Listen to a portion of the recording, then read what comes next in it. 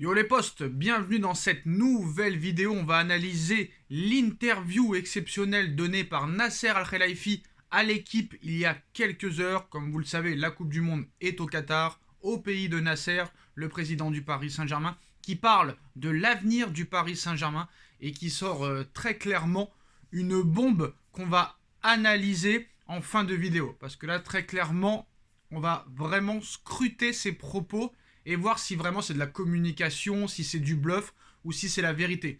Les phases de poule sont terminées pour la Coupe du Monde. Les huitièmes de finale vont commencer aujourd'hui avec un États-Unis-Pays-Bas, avec un Argentine-Australie. On sera là pour les débriefs. Demain, la France à 16h face à la Pologne de Lewandowski. Mais on va analyser pendant cette vidéo l'interview de Nasser Al-Khelaifi. Alors, c'est vrai qu'il y a eu des propos quand même assez étonnants sur un point que je voulais très clairement étudier. Parce que quand tu vois un petit peu l'interview, on va dire que tu es assez d'accord avec Nasser. Mais sur un point, tu peux te poser des questions. Très clairement, tu peux te poser des questions. On sait que maintenant, les dirigeants du football européen, même mondial, sont beaucoup dans la communication, dans le bluff, dans la gestion. Là, honnêtement, on va analyser un petit peu tout ça. Alors, on va commencer avec le clash entre Nasser Al-Khelaifi, le Qatar, et Madame Hidalgo, vous savez, la maire de Paris. On ne sait toujours pas comment elle est devenue maire de Paris, très clairement. Peut-être qu'un jour, on aura la réponse. Le Paris Saint-Germain a toujours joué au Parc des Princes. Depuis sa création, le Parc des Princes est l'âme du Paris Saint-Germain. Très clairement, le Paris Saint-Germain, il joue au parc depuis la naissance du club et a beaucoup apporté à la mairie de Paris. Surtout depuis l'arrivée de QSI en 2011. Mais je pense que Madame Hidalgo l'a oublié. Madame Hidalgo qui demande des milliards d'euros pour acheter le Parc des Princes, qui nous prend très clairement pour des pigeons, qui était ravie de l'arrivée des Qataris au Paris Saint-Germain, et là qui nous dit de boycotter la Coupe du Monde. Voilà, je pense que c'est la femme politique peut-être la plus hypocrite du monde politique, mais bon, on va pas parler de politique là. On va analyser l'interview de Nasser Al-Khelaifi, et n'oubliez pas, bombe en fin de vidéo, et petit coup de gueule aussi en fin de vidéo. Alors nous sommes ici pour du long terme. Ce à quoi nous réfléchissons, c'est comment développer le club. Quel est le meilleur pour lui? Les gens ne veulent pas quitter le parc, mais moi non plus. La vérité, on n'a pas le choix. Je l'ai dit à la mairie, on ne peut pas rester dans ces conditions. Si on peut franchir une étape, on restera, mais on ne veut pas rester sans rien faire. Donc très clairement, un Nasser Al-Khelaifi qui poursuit, si la mairie ne veut pas accepter notre offre de 50 millions d'euros pour racheter le Parc des Princes, on partira du Parc des Princes. On part du parc. On ne menace pas. On se serre la main, on remercie la mairie et on se dit au revoir. Je ne peux pas vous dire où on sera, mais on pourra construire un nouveau stade à Paris. Alors très clairement, moi, je suis d'accord avec Nasser Al-Khelaifi. Je suis d'accord avec tous les supporters. On aimerait rester au parc. Ce serait la meilleure situation. La meilleure chose pour nous, parce que le Parc des Princes est l'âme du Paris Saint-Germain. Il faudrait très clairement que la mairie accepte l'offre du Paris Saint-Germain et que les Qataris, QSI, agrandissent le Parc des Princes. Ce serait la meilleure solution. Mais la mairie de Paris nous prend pour des pigeons. Et là, je suis tout à fait d'accord avec Nasser Al-Khelaifi. Il n'a pas, très clairement, à baisser les yeux devant la mairie de Paris. Très clairement. D'accord, le Parc des Princes est un stade magnifique, mais de là à mettre des milliards dessus, faut pas exagérer non plus. Peut-être que les Qataris, QSI, le Paris Saint-Germain, on va dire, a une réputation de pigeons, mais à ce point-là, non. J'ai une question. Quelle est la valeur du stade sans le Paris Saint-Germain? Rien. La mairie doit aussi se demander ce que le club rapporte à la ville. S'il pense que l'on va investir 500 millions d'euros, on va simplement aller construire un nouveau stade. Donc voilà, c'est 500 millions d'euros que demande la mairie au Paris Saint-Germain. Nasser Al-Khelaifi et le Paris Saint-Germain disent tout simplement non, on va simplement aller construire un nouveau stade. Et là, je suis d'accord avec lui. Le Paris Saint-Germain doit être propriétaire de son stade. Nasser poursuit en expliquant très clairement que nous sommes dans une situation intenable. Le Paris Saint-Germain n'a pas le stade pour arriver au top niveau financier et même sportif. L'achat du parc répond à une logique économique, bien sûr. Ça doit permettre d'augmenter les revenus et la valeur du club. Donc voilà, 500 millions pour le Parc des Princes. Là, très clairement, la mairie nous prend pour des imbéciles, nous prend pour des pigeons, et sont en train de nous expliquer que c'est à prendre ou à laisser. Soit vous acceptez, soit vous partez. Mais c'est ce qu'on va faire. Malheureusement, ça va nous déchirer le cœur en tant que supporters. Mais voilà, le Paris Saint-Germain maintenant, vu comment il est placé économiquement, c'est une marque mondiale.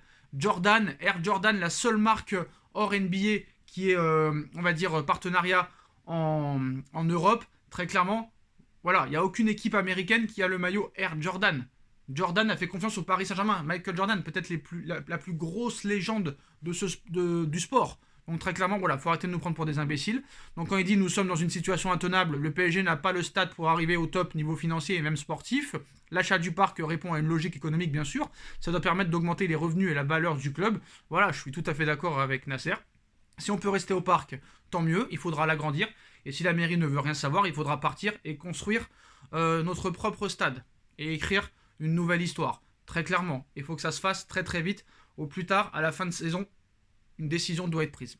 Par contre, là où j'ai été surpris, après voilà, il faut se calmer, c'est peut-être de la communication, c'est peut-être du bluff, c'est peut-être de la langue de bois, mais très clairement, Nasser Al-Khelaifi a été interrogé et questionné sur le mercato d'hiver qui va s'ouvrir maintenant dans moins d'un mois, le 1er janvier 2023. Comme vous le savez, lors de cette première partie de saison, ça a presque été un sans faute, mais on a vu qu'en défense, c'est assez catastrophique. On va pas se mentir. Le PSG voulait Skriniar, il ne l'a pas eu. Et n'a pas pu aller chercher un autre défenseur central au tout dernier moment. Skriniar, normalement, ne devrait pas venir. Le PSG cherche un défenseur central. Voire peut-être même deux. Mais bon, la priorité, c'est un défenseur central. Peut-être un milieu de terrain, peut-être un attaquant. En tout cas, c'est la liste de Campos qui veut un défenseur central de métier, très dur, un milieu de terrain d'impact. J'ai envie de te dire, il suffit d'aller voir Seko Fofana et de le recruter. Je pense que Campos peut-être n'est pas d'accord avec moi, mais faut pas sortir de Saint-Cyr pour voir que Seko Fofana serait la recrue idéale au milieu de terrain. Et pourquoi pas aussi un vrai neuf de pointe du style Giroud, du style Erling Haaland, du style Vlahovic. Alors, la question qui a été posée à Nasser Al-Khelaifi sur le mercato hivernal, est-ce que le PSG va recruter cet hiver? Est-ce que le Paris Saint-Germain va investir dans le mercato hivernal? Nasser Al-Khelaifi répond: investir cet hiver pendant le mercato d'hiver? Je ne pense pas. Nous n'avons besoin de personne. On doit garder la même équipe. Je pense qu'on a trouvé un esprit collectif et qu'on est bien, explique-t-il à l'équipe. Alors, première phrase, investir cet hiver, je ne pense pas. Donc déjà, il ne dit pas un non catégorique. Il me dit je ne pense pas. Donc c'est quand même possible qu'ils investissent et qu'ils recrutent. Après, la réponse et les propos qui me dérangent de Nasser, c'est quand il dit « Nous n'avons besoin de personne ».